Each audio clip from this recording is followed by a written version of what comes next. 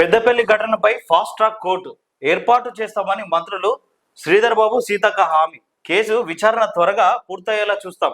బాధిత కుటుంబాన్ని అన్ని విధాలా ఆదుకుంటామని వెల్లడి. సంఘటన స్థలాన్ని పరిశీలించిన మంత్రులు, ఎంపీ వంశీకృష్ణ, ఎమ్మెల్యేలు. అయితే ఏదైతే 6 ఏళ్ల చిన్నారిపై దాడి జరిగిందో, అఘాయిత్యం చేసి ఆ దుర్మార్గుడు ఎవడైతే ఆ చిన్నారిని చంపేసాడో, మరి దానిపై సీఎం రేవంత్ రెడ్డి కూడా స్పందించడం జరిగింది.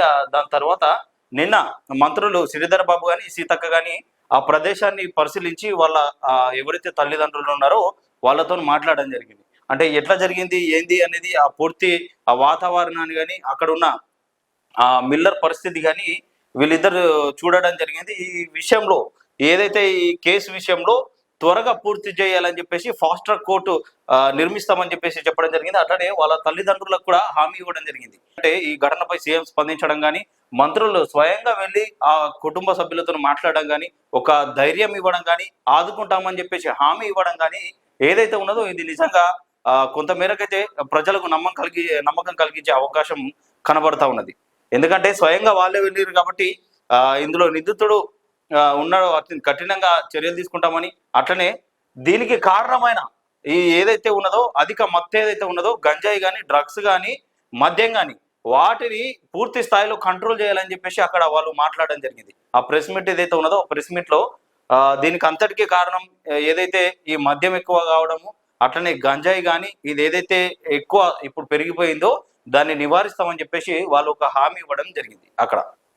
ఇక్కడ మన కనబడుతూ ఉన్నది కదా, గంజాయి మత్తులో యూత్ డిఅడిక్షన్ సెంటర్లకు తీసుకొస్తున్న పేరెంట్స్, ఇది ఎక్కువైపోవడం వల్ల ఇలాంటి ఘటనలు జరుగుతున్నాయి.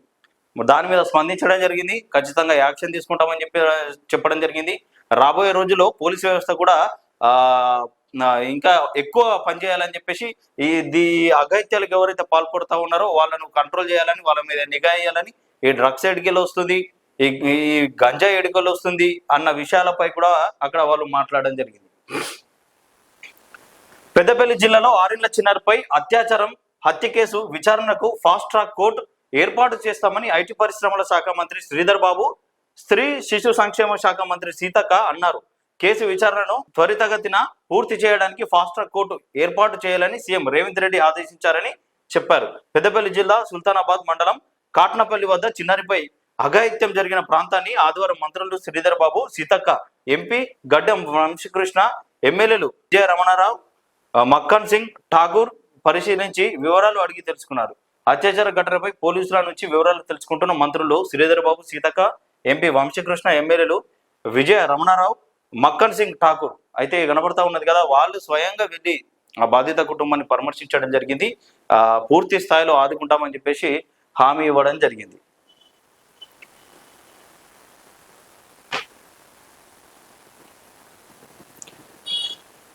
అనంతరం పెద్దపల్లి ఎమ్మెల్యే క్యాంప్ ఆఫీస్ లో వారు మీడియాతో మాట్లాడారు. చిన్నారిపై అత్యాచారం, హత్య అత్యంత హేమమైన చర్య అని, ఈ ఘటనను తీవ్రంగా ఖండిస్తున్నామని చెప్పారు.